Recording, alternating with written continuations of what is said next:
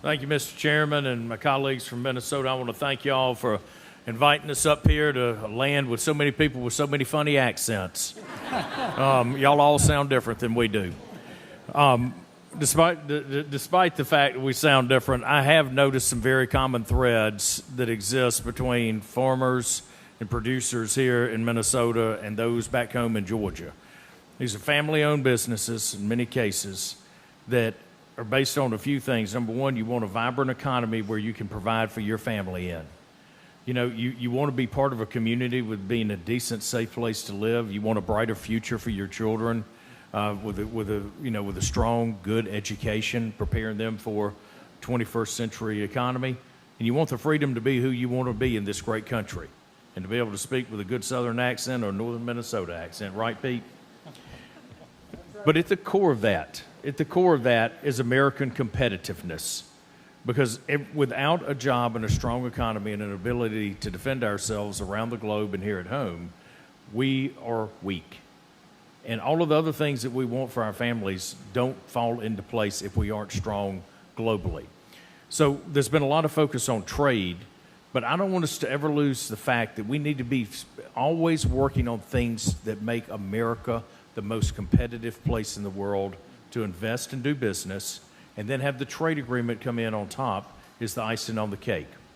So, Mr. Scheffelbein, could you talk just briefly about how how much your input costs have gone up over the past couple of years? Describe a couple of those factors and the impact that has on your competitiveness in the global marketplace. Yeah, costs have just gone enormously higher, and we're a high dollar use company anyway. But when you double $1 million or $2 million business, you're asking for a much larger line of credit. So it's huge, and its impact is immense. Then what you have is a occurrence like right now where we're in this drought, and you look at all those investments we made in all that infrastructure and all those commodities, and it just looks just incredible. So we're up 200% roughly across. The way my wife always says it, she gets a bill, you know what she says? Guess what? It doubled.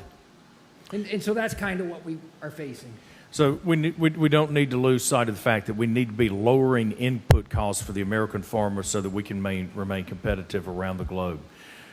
Mr. Werdish, you've got a situation where you've got farmers that have higher input costs, smaller margins. Talk to us a little bit about the impact on the monopolistic practices that exist in the processing side of this thing and in big business driving out family farms.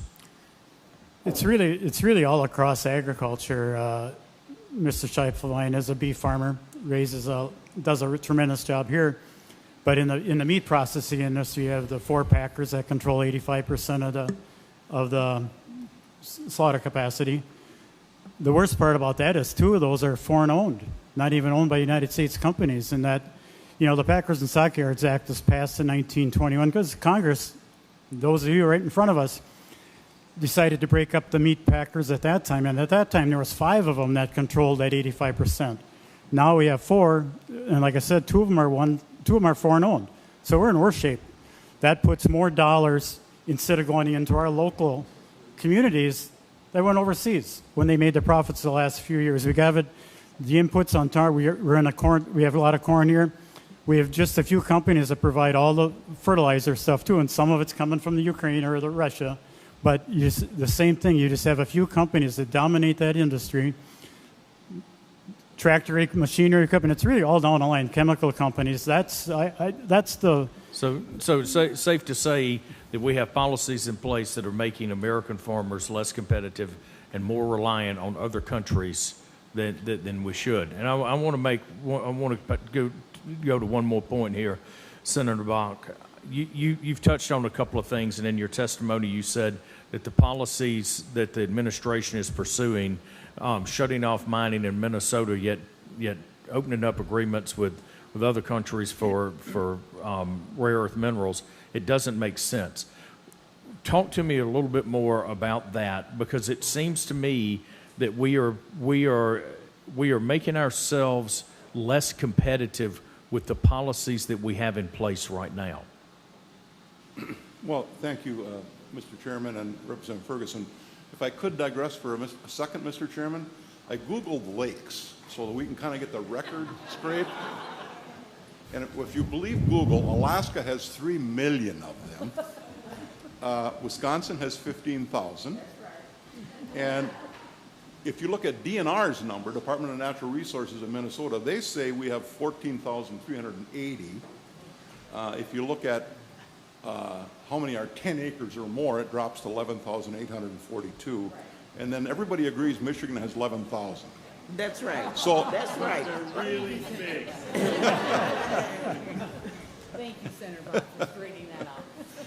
thank you, Mr. Chairman.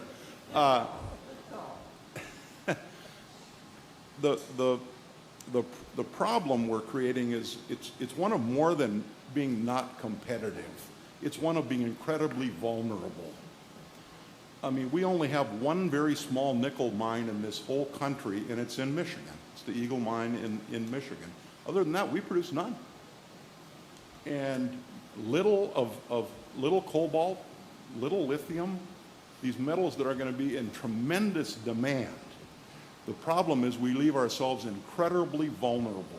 And if I'm China sitting right now and I think we're going to take Taiwan, guess what? They could put a strategy together and take it back, unite it, and there's not much we could do, because all they'd have to do is threaten to cut off our critical metals, and it would bring us to our knees.